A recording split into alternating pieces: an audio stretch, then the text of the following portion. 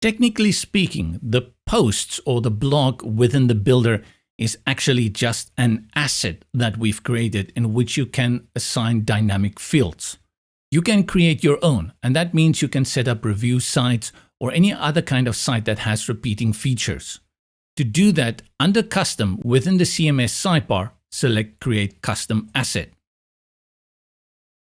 Give it a name, and then give it a plural name.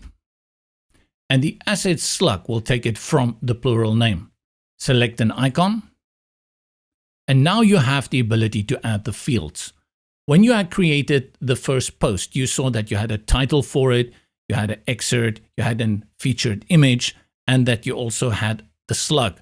The movie review title and the slug here are baked in, but the rest is up to you.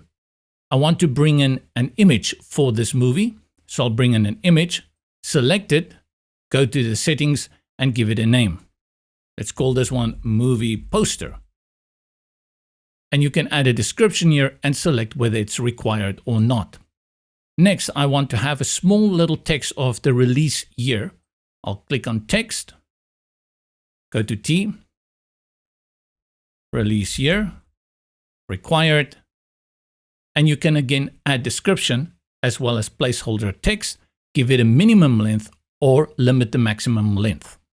From here, you will notice at the bottom all the fields: text, rich text if you need longer text, an email section, link, select, the image we've already worked with, number, reference, and multi-references. With these, you can create subcategories for those like horror, romance, and adventure. In this case, we've created the dynamic content that we need for our new custom asset. I will click Create and Continue. Go ahead and add a new movie, but what about those categories that we've talked about? Select again Create Custom Asset, and now we will bring in those genres that we've talked about. I'll call this one Horror, and leave the rest. Click Create and Continue.